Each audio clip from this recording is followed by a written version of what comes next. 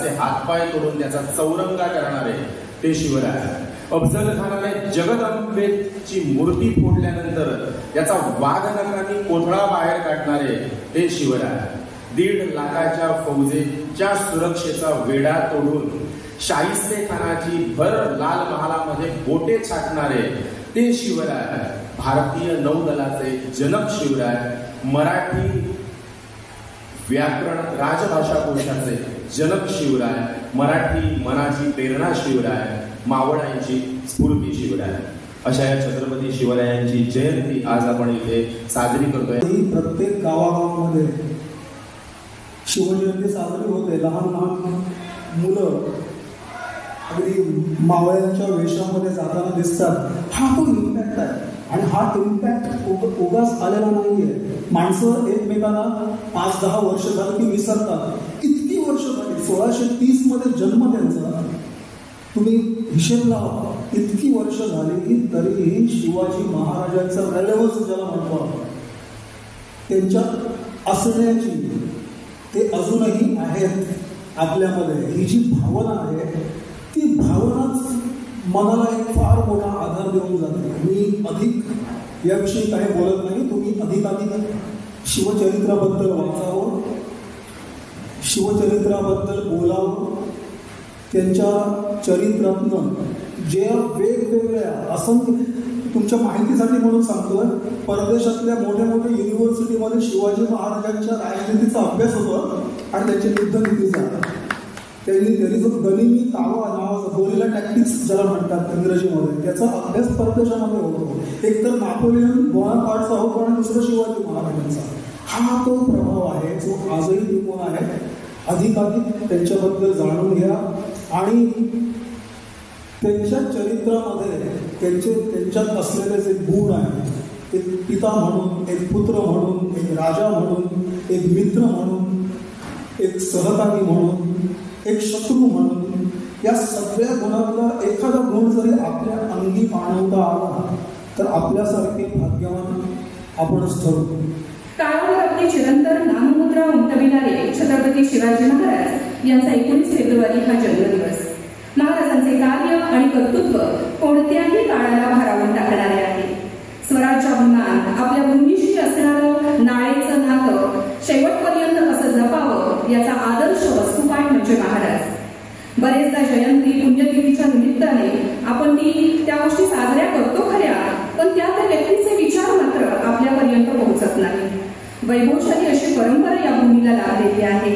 ती जरी आपल्या हृदयात आपण किंवा आपल्या विचारात आपण तेवढ ठेवली तरी खूप आहे. साहित्याच्या निमित्ताने अशा कार्यक्रमांच्या रूपाने हे विचारांचं संचित पुढच्या पिढ्यांपर्यंत नेणं हेच आपल्या प्रत्येकाचं कर्तव्य आहे. आणि सर्वत्र अंधकार काळोख गाठला तेव्हा महाराजाच्या रूपात सह्याद्रीमध्ये एक सोनेरी किरण उगवली. शिवाजी महाराजांकडे फक्त युद्धकलाच नव्हती, तर त्यांच्याकडे असे अगणित गुण होते जे आपण सर्वांनी अंगीकारले पाहिजे. स्वराज्याप्रती प्रेम, स्वकीयांप्रती आस्था, व्यवहारातील मुत्सद्दीपणा, संकटासमयीचे धैर्य आणि संयम, राष्ट्ररक्षणार्थ असलेला आभाळ एवढा त्याग, हे सगळं आपण एक विद्यार्थी आणि भावी शिक्षक शिक्षिका म्हणून शिकले पाहिजे. तर राष्ट्राच्या उभारणीला बळकट करणारी पिढी तुमच्यातून निर्माण होईल. त्यांनी प्रत्येकामधील गुण हेरले आणि तशा जबाबदाऱ्या दिल्या. त्यामुळे महाराजांकडे सैन्य तोकडे असले तरी ते कितीतरी बलाढ्य सैन्यावर भारी पडले. आपल्याही आपल्या समोर बसल्या मुलांमध्ये गुण कळायला हवे. त्यांनी त्यांची मने कळायला हवी. आज खरी लढाई ही मनामध्ये चाललेली असते. त्यासाठी शिक्षकांचे मार्गदर्शन फार महत्वाचे ठरते. ते केवळ स्वराज्याचे संस्थापक इथलेच उरले ना, स्वराज्याचे संस्थापक म्हणून इथले त्यांचे जीवन सीमित करते नाही, तर स्वराज्याचे संस्थापक जाऊनही त्याच्या पुढे एक आदर्श राजा कसा असतो हे केवळ महाराष्ट्रात किंवा ह्या हिंदुस्थानात नाही तर जगभरातील आदर्श ते ठरले. असे व्यक्तिमत्व ज्यांनी जीवनात एक इप्सित ठरवले, एक ध्येय ठरवले, आपल्या स्वराज्य स्थापन करून जाय आणि पूर्ण जीवन ताच्याच फाटल्यान अर्पण केलें अशें आदर्शवत जीवन आमच्या समोर 400 वर्सां जाली तरी आमी विसरना.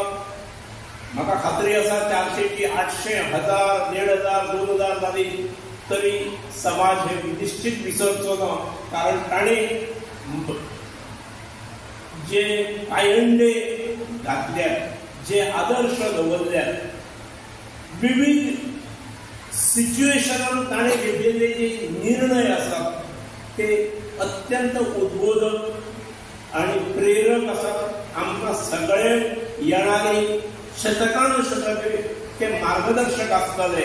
आजच्या दिसा म्हाका दिसता शिवजयंतीच्या निमित्तान आमी छत्रपती शिवाजींचे आचरण, त्यांचे विचार, तांचे मार्गदर्शन, तांचे आदर्श हेंची आमी पुजा करुया, हे आमच्या नदरे समोर दवरुया.